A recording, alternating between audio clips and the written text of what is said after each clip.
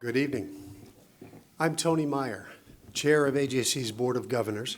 Please allow me now to extend our special thanks this evening to His Excellency Shaikh Khalid bin Ahmed bin Ahmed Al Khalifa, the Minister of Foreign Affairs of the Kingdom of Bahrain, and to the Minister's entourage, including their excellencies, the ambassadors of Bahrain to the United States and to the United Nations, Sheikh Abdullah bin Rashid Al Khalifa, and Ambassador Hamal al-Rawai, respectively, as well as to the very distinguished U.S. officials who are now or shortly will be with us this evening, in particular Brian Hook, the U.S. Special Representative for Iran and Senior Advisor to the Secretary of State, and David Schenker, the Assistant Secretary of State for Near Eastern Affairs.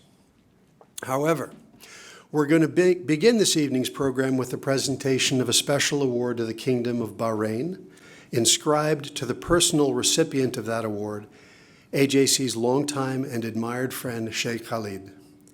We will then have the privilege of engaging His Excellency in an on-the-record conversation on matters of mutual interest. And you can be sure there are many. Jason Isaacson will be conducting that conversation. Following that, we look forward to hearing remarks by the State Department's Brian Hook and David Schenker. Now, to make the presentation to the Kingdom of Bahrain, please join me in welcoming my partner, the President of AJC, Harriet Schleifer. Good evening. For the 25 years that AJC has been initiating and nurturing relationships across the Arabian Gulf, no government has been more open, welcoming, and forthcoming than that of the Kingdom of Bahrain. And for most of those 25 years, the personification of that openness, the diplomat who demonstrated again and again his commitment to reaching out to us, to learning about our community and our concerns, to expanding the circle of peace and cooperation in the Middle East to include all of the eastern shore of the Mediterranean, was actually the diplomat then stationed at his country's embassy in Washington who accompanied AJC on our very first Gulf mission, Shaikh Khalid bin Ahmed Al Khalifa. Foreign Minister of the Kingdom of Bahrain since 2005 and a friend of AJC since a decade before that, Shaikh Khalid has established a reputation for defending his nation's interests, advancing the forward-looking international agenda of His Majesty King Hamad bin Isa Al Khalifa, and speaking his mind, bravely and honestly, on matters of regional peace, security, and cooperation. In our many meetings with him over the years, in his country and ours, Shaikh Khalid has often simply taken our breath away. With his lack of inhibition about sensitive issues, his wise counsel on the challenges of this region, his eagerness to engage not only with us, but with our Israeli cousins, his nuanced understanding of our history, our fears, and our aspirations, his affection for America, and his ministry's proud showcasing of his encounters with AJC. Insofar as Shaikh Khalid is the embodiment of the modern, expansive vision of the Kingdom of Bahrain, for centuries a regional trading hub that had been home to the Gulf's only indigenous Jewish community for close to 2 centuries, it was only natural that he has become a valued interlocutor of U.S. officials intent on deepening their understanding of the region and resolving its most difficult sectarian and geopolitical conflicts.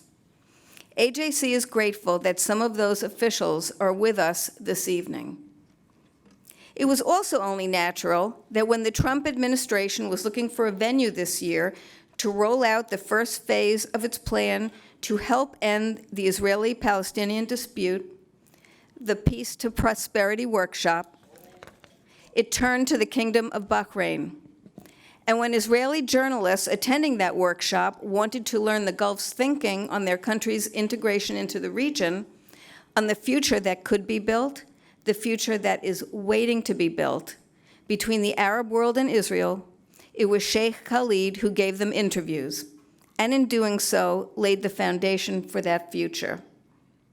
Because of the vision of King Hamad, because of the role Bahrain has played in efforts to encourage understanding, interfaith respect, and cooperation, and because of the courage, integrity, and humanity of that country's chief diplomat, the American Jewish Committee is proud to present our Architect of Peace Award to His Excellency Shaikh Khalid bin Ahmed bin Mohammed Al Khalifa. With our highest compliments to His Majesty King Hamad, please allow me to present this token of AJC's admiration and appreciation to you, Shaikh Khalid.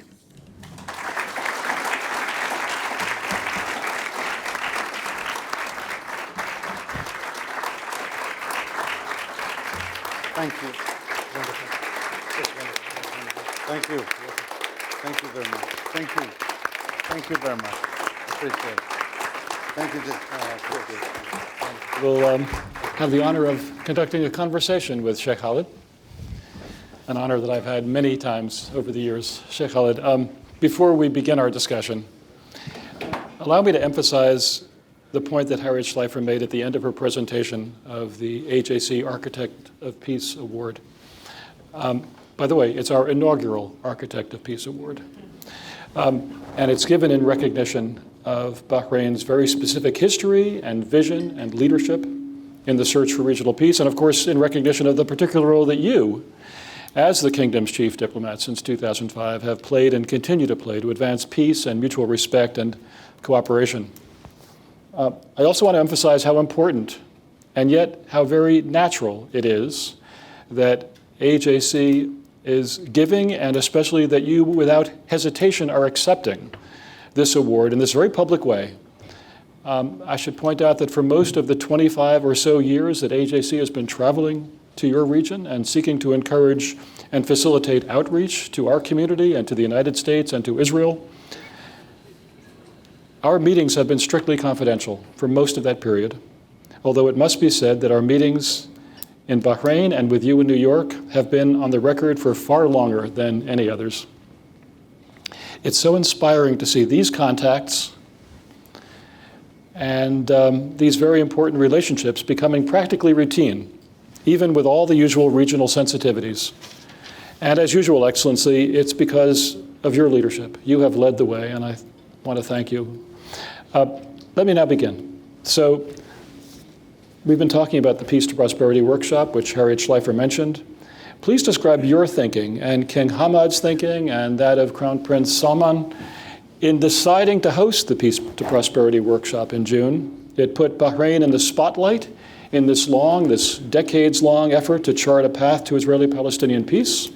And it won praise from the United States, but it also put you in the crosshairs, subjecting the kingdom and you personally to criticism that you were acceding to a plan that almost certainly would fall short of the goals that Palestinian leaders have been pursuing.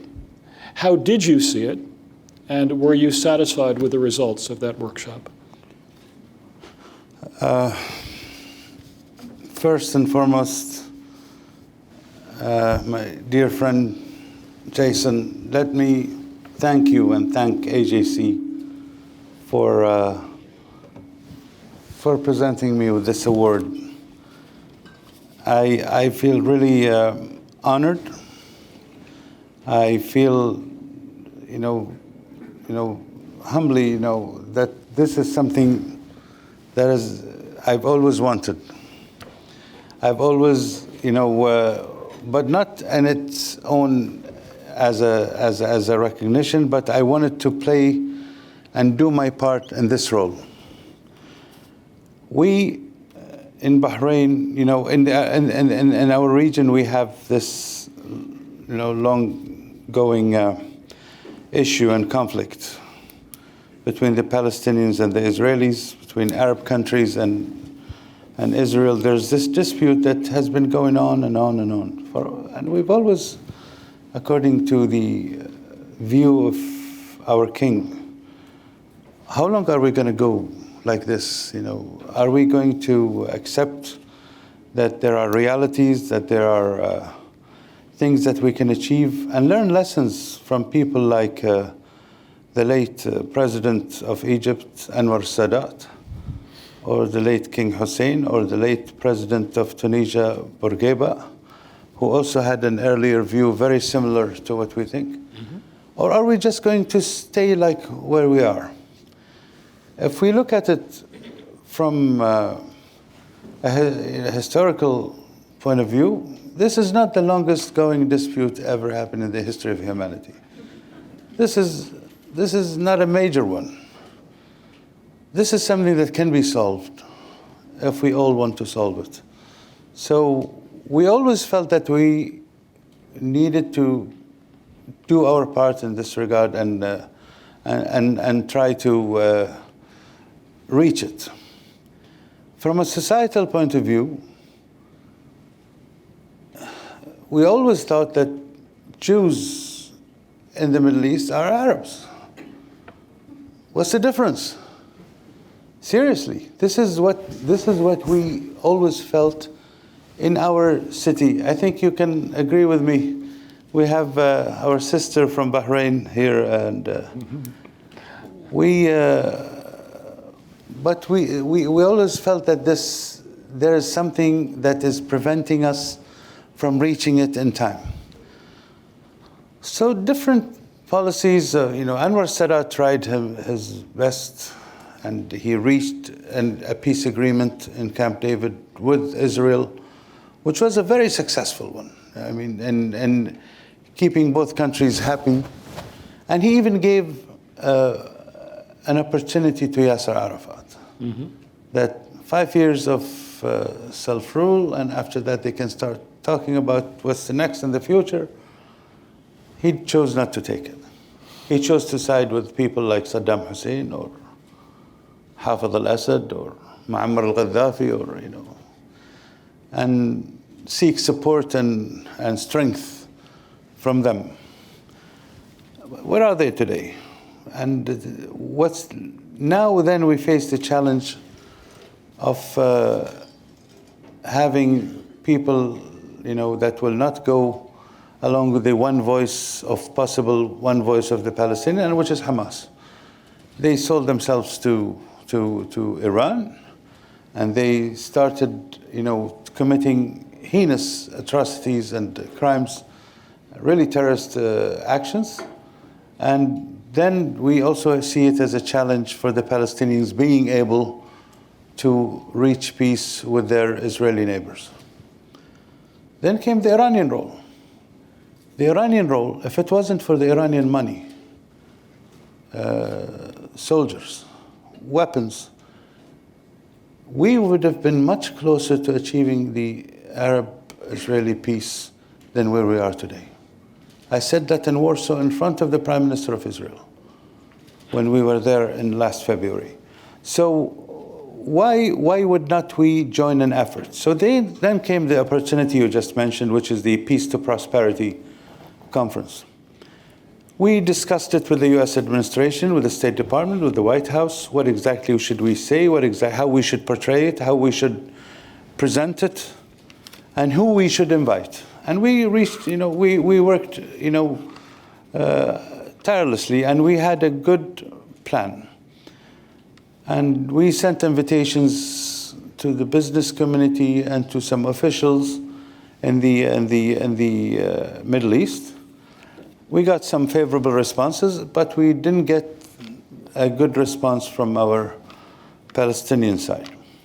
We told them that this is something, if you don't like it, come, attend, participate, negotiate, talk, and say, if you will continue want to be, you don't like it, then say you don't like it.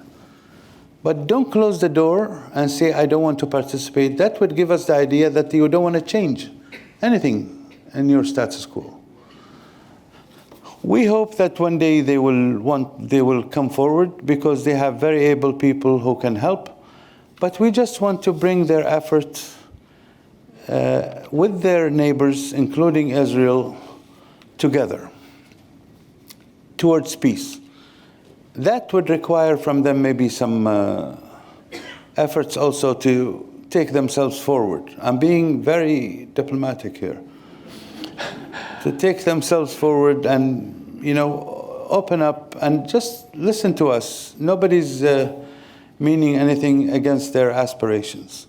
So, and with that way, they will win understanding from even within the community of the people of Israel. Because eventually everybody wants to have good neighbors, want to have calm, and want to have peace. So we did not hesitate. We hosted it, and we fulfilled also something that we've always wanted to do, and we discussed it many times, talking to the Israeli public through Israeli media.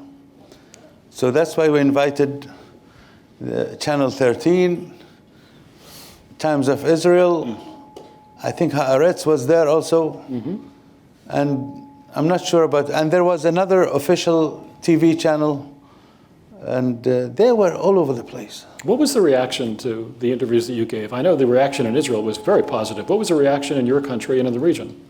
In my country, the reaction was not bad. In my country, the reaction was, this is a threshold that we have crossed. Now, khalas, we will move forward. Bahrainis are, in their own nature, very peaceful people, and very peace-loving also, and they will do any effort to achieve it. But they heard the interviews, they heard the questions, they heard the answers, and they themselves decided that this would take us forward. But whoever, as a naysayer and not wanted us to do this, then I think they have a problem. We feel that we have achieved something that now we can reach out through their own media. They can come to Bahrain, we can meet them here, we can meet them anywhere. And let's continue to it. This is a door that should have not been kept closed. Should have been left open for people to. We had, since 2002, the Arab Peace Initiative. We came to America. We knocked every senator's door's office to explain to him the Arab Peace Initiative. And in Congress, and in Europe, everywhere. But some of the ministers who came here to talk to congressional leaders heard a question from from Congress. Why are you here talking to us about it? Why are you not talking to the Israelis about it? Okay, if it's a problem of official meetings to achieve something, why not talk to the people? They wake up every day, they have their breakfast watching their own TV channels, and they read their own papers, and read their own media, and they form their own opinion. Talk to them. We didn't like the continuous hesitation. It's not that some countries didn't want to do it or against it, but they will always hesitate. Is this the right moment? Is this the right time? We see every moment as a right moment. Shaikh Khalid, I must say, this is a conversation that you and I have been having for more than 20 years. Thank you. And you have always made the point, and we have repeated this in many of our other meetings, that you are actually serving the cause of advancing the prospect of a solution to this conflict, yes, and the achievement of political aspirations of the Palestinian people by engaging with the Israelis, by building trust between Israel and its Arab neighbors. Yes, yeah. You're not going around them, you're actually helping that process. Absolutely. That's what made us, so welcoming to having the Peace to Prosperity workshop in Bahrain. And we will always do our part in this regard. And when you encourage a drive for peace, genuinely, both sides will come closer to you, or closer to each other. You'll just make it easy for them, because there is always fear that you will have to deal with from one side or another. There is always mistrust that you will have to deal with from one side or another. So if you do your best and then get them to talk to each other, that will get broken up with time. The interviews that you gave to Israeli media, you see that as the beginning of this continual engagement that can take place between peoples. Yes. Media, people to people. Absolutely. Nobody should shy away from talking to the media. The media is media. We've always heard this argument that you are normalizing before solving a dispute. No, wait a second. We are trying to get our point across in order to convince. Or how will you do it? There's no language of silence. You'll have to talk, and you'll have to remove all those barriers. And with that, trust can be built. We always understand how President Anwar Sadat did it. He broke a huge barrier. He was a man of war.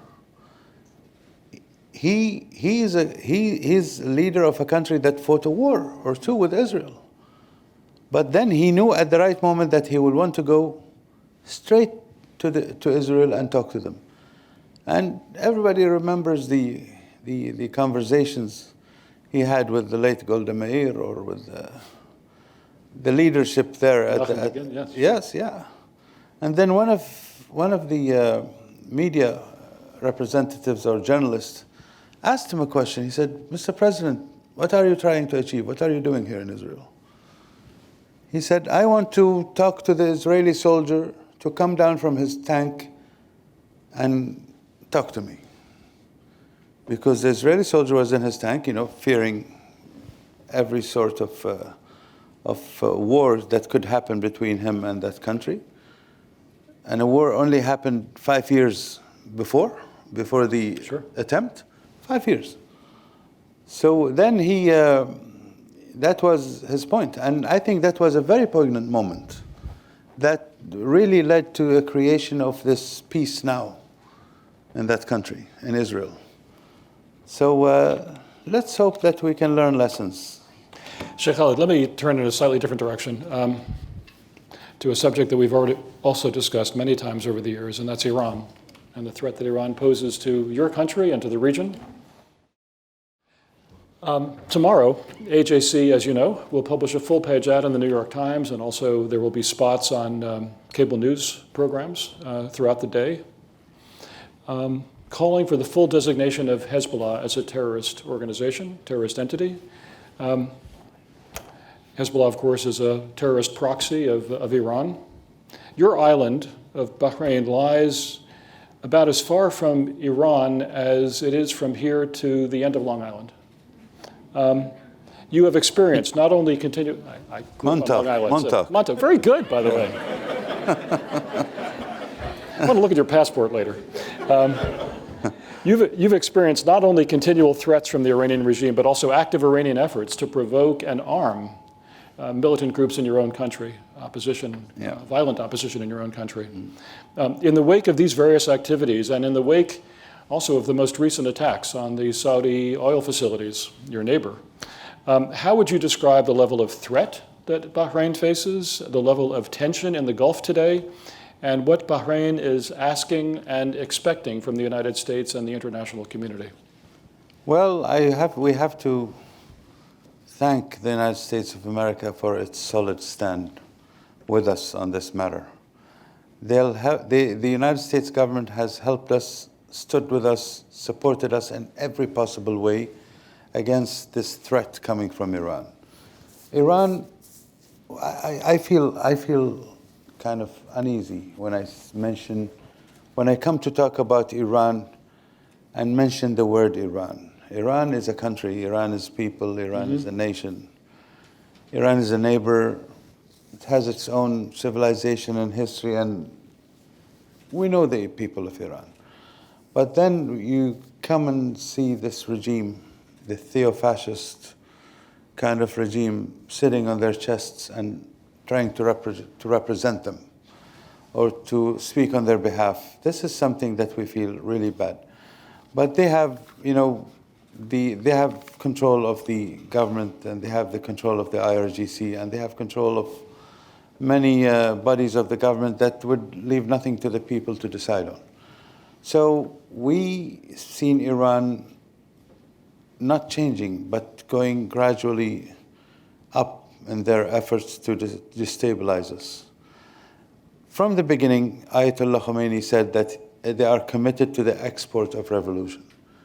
And that was the most disrespectful thing he did for his own revolution, of his own people, to package it and export it to everywhere. A revolution is a revolution of a country, of a people, for their own sake. But to try to, use it and to take control of countries around the region and other places far away in the world, as far as South America, this is something that they have done and we've been going through for ages. Then we kept seeing the escalation. They would attack, they would undermine, they would bring down governments here and there in several countries. But we've always maintained our posture and our composure that we should act as responsible countries. They are fighting us with a war that is not an official war. They go through proxies. They go through Hezbollah. They go through the Houthis. They go through the mobilization force. They go through the IRGC, which is the mother of them all. But we always wanted to act in accordance with international law. Now, with this attack, not only on Saudi Arabia, it's an attack on oil. Around the world, it's an attack on the whole industry. This is something that the world should take it seriously, that this government will not hesitate to do anything, not only with Saudi Arabia. Today it is with Saudi Arabia, tomorrow it could be with another country, in order to achieve anything they want to achieve. So they did not hesitate to send their missiles, still being investigated by pretty much known that it came from them, to precision destroy this facility in Saudi Arabia. What else do they have? What else are they thinking of? What else should we continue to endure?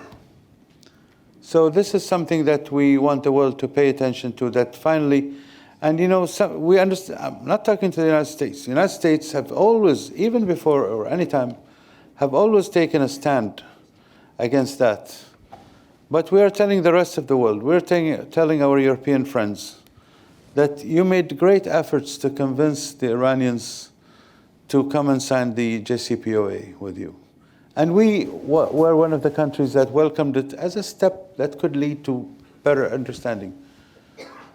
But look what they are doing. How will they answer those attacks from a country that they will want to respect an agreement with? I think they should really rethink it, and we're not calling for a destruction of a country or calling for violence if there would be an agreement, it should be a better agreement. It should be an agreement that would make better control and not allow them to get the bomb. It should be an agreement that will really curtail their missile weaponization program, and should be an agreement that would include preventing them from doing any mischief or any intervention or any destruction that they are doing now in the region. Well, let me ask you, is it possible to say that this latest really provocative act by Iran changes the dynamic that could lead to that kind of greater unity of international powers to put together a different agreement, a stronger agreement that is a more comprehensive and longer-term agreement? Absolutely. It requires strong leadership. And skillful diplomacy. Absolutely. Strong leadership on the matter, and the coalition should really have a clear plan of diplomacy and of prevention of terror, and plans of what they are doing regarding their nuclear program. If that's the case, it requires leadership, and it requires an effort that should scrap what had been done before because of this last attack. You cannot trust them anymore with that. And if they will want to come forward they should come forward start anew with them, and put all the necessary steps to prevent them from doing that again. Are you satisfied with statements that you've heard from others in the international community? I'm welcoming Brian Hook here. As are we. Brian, thank you for being here. Sure. Well, as I said, the international community should be clearer. As I said, we value the stand of the United States of America in this regard. We trust the United States of America sees the clear picture. But I think other world powers should respond accordingly, because this is an act of aggression. If they accept it now, they'll regret it later. So now that Brian Hook has just entered the room, Let me ask about the relationship between Bahrain and the United States so that he can hear it. The U.S. Navy's Fifth Fleet is based in Bahrain, the U.S. Naval Forces Central Command Headquarters. Thousands of American sailors and officers and support personnel and dependents make their home in Bahrain. There's also a free trade agreement between the United States and Bahrain since 2006, which AJC, by the way, strongly supported. How would you assess the American profile in the Gulf today, particularly in the context of the maximum pressure campaign against Iran? How do the people of Bahrain view the United States? And what are Bahrain's objectives in building on that relationship? Has the assessment of the U.S. changed over the years as the U.S. political cycle has altered policies toward the region? Well, let me start before that last part, as you said, in how we see the relationship. 1893, people to people. It was Samuel Zwimmer, an American missionary who came to Bahrain and opened a small dispensary for medicine in a totally Muslim country who has hardly seen others coming from other lands at that time, although it's always been a port for the world. But he was there on his bicycle going from home to home, treating people and making them feel better and live longer. And 1893, that's the American, and then that became a hospital and a school and a church right next to it. Then, of course, you mentioned the Fifth Fleet, but before the Fifth Fleet came the Forces, American Navy, in 1948. But it wasn't a fleet. It was, a small unit who were there and monitoring the region, solidifying the position there. And of course, there were moments when we came together and fought together. It was the liberation of Kuwait. How many? 500,000, 500,000 soldiers, mostly from the United States of America, came across the globe to defend us. This is something we will never forget. That was the cornerstone of our relationship. We believe this whole relationship with the region in the Gulf started with Bahrain. And from Bahrain, it just expanded. But when they came to stand with us and fight with us, this is something that will make us always, whenever there's an effort that we'll have to be together, it will make our yes to be quick, because we trust our relationship. Our relationship, whatever it faces, sometimes, allies not necessarily sometimes agree on everything. And that happened. But now, today, if I would say, I think today we are seeing the relationship between the two countries stronger than ever and clearer than ever. And we're proud of it. Yeah. We will continue to work with you on that. Yes. Excellency, I have one more question, which has to do with pluralism in Bahrain, Bahraini society. Harriet Schleifer mentioned, of course, that it's the only indigenous Jewish community in the Gulf, going back to the mid-19th century. And of course, we remember your former ambassador to Washington, Huda Nunu, a member of that Jewish community. Yeah. Please talk about the kingdom's commitment to religious pluralism, not always a celebrated cultural phenomenon in your region. What are the challenges that you face in advancing religious pluralism, and how do you overcome those challenges? Religious pluralism, ethnic pluralism, and this nice cohabitation, you see, has protected itself and survived all the pressures we have faced in the region the last decades. Whether it is nationalism, it wasn't easy.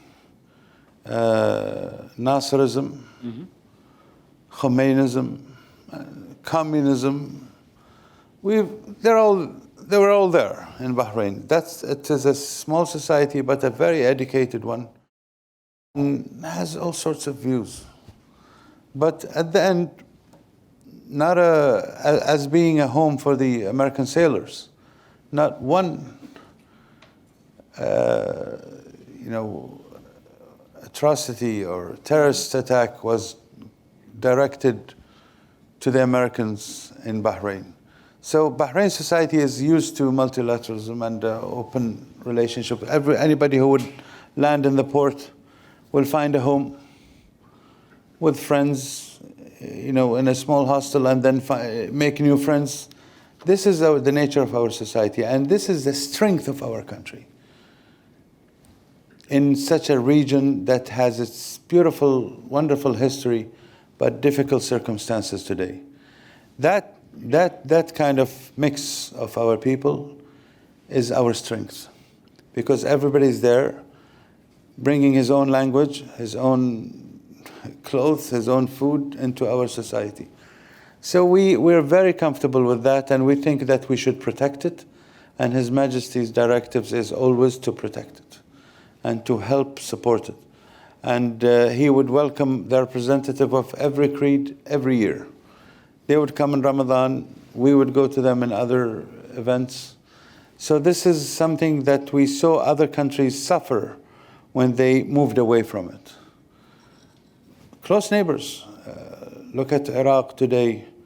When it's diversity, Iraq was a much larger example of diversity. Of course. But when that was attacked, look at the country, how it is going through difficulties now. Look at Lebanon, how uneasy this situation with the presence of Hezbollah, in control of any action that can be taken, control of the airport, in control of communications, control everything.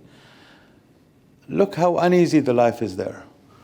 But if we protect this and the norms between the people, nobody will come from outside and try to destroy it, because he will not be able to do so.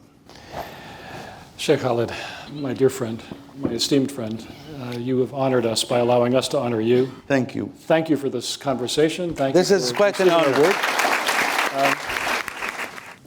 I want to begin with some news that may not even be, that may even Shaikh Khalid is not aware of, but President Macron, Prime Minister Johnson, and Chancellor Merkel issued a statement about an hour ago saying that Iran is behind the attacks against Saudi Arabia.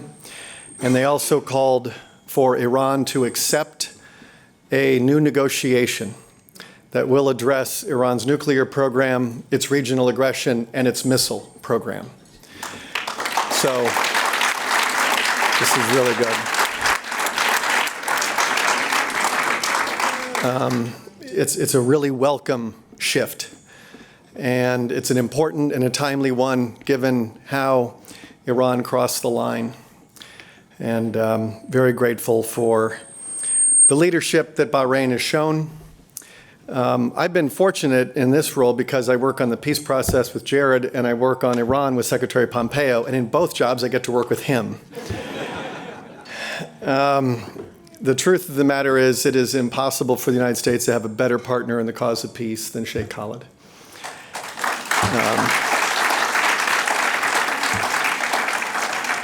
And so when I heard that he was getting this award, I wanted to be a part of it. I don't think anybody in this room, when you look at all the tensions happening in the region right now, I don't think anybody would have blamed Shaikh Khalid if he would have said, now is not the right time to push for the cause of peace, and now is not the right time to stand up to Iranian aggression. But that wasn't his position. And he took on the challenge. I have expressed my appreciation to him so many times. I really do think that he put the possibility for progress and prosperity ahead of the near certain political risk that was to follow. And that's leadership. And that is what makes him an architect of peace. If we're going to resolve the issue of peace between Israel and the Palestinians, it will be because of leaders with a vision like Shaikh Khalid. It's when they decide that now is the time, and he has made clear that now is the time. Because of leaders like him, I am more and more confident of our ability to succeed. It is going to be a long game, but it's his example and his leadership. And he helps in the way that he talks about the problems. He's very good about contextualizing this in the context of the shared humanity.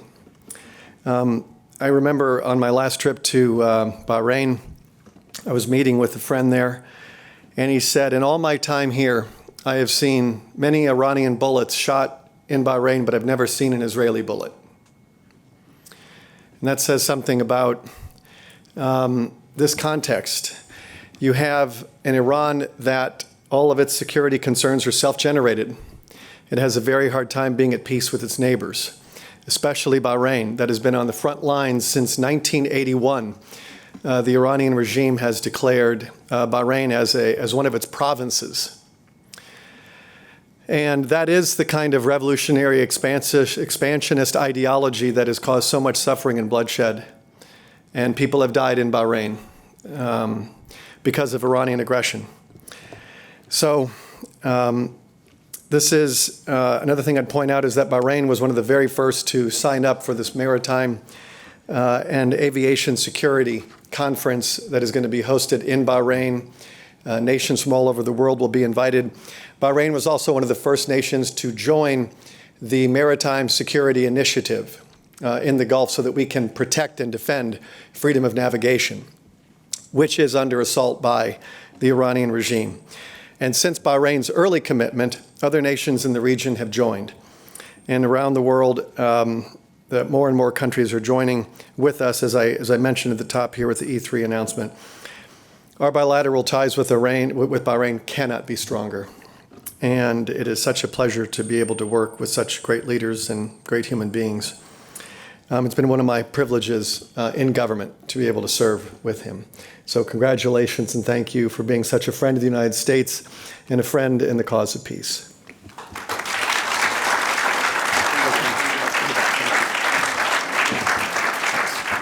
This was a special night, one that we've been building toward for a long time. Like a lot of objectives that we have, it sometimes takes a while to achieve them.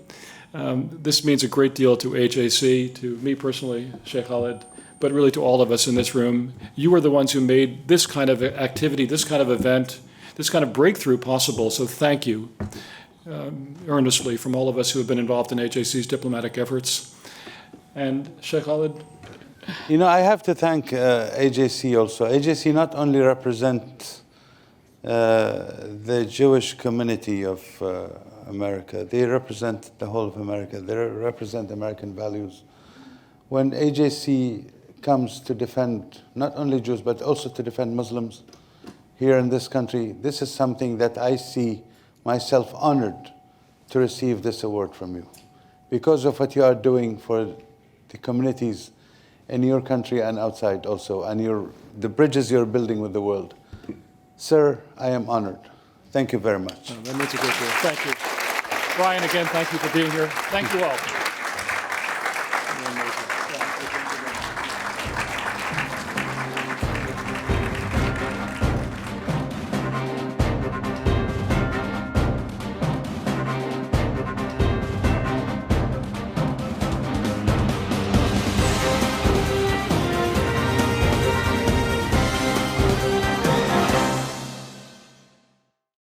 We would be pleased to send a complimentary DVD of this program to anyone who wishes to support JBS with a tax-deductible gift of $36, double high or more. Simply visit the JBS website at jbstv.org and click on the Donate button to make a donation by PayPal or your credit card. And please indicate the program for which you would like a DVD.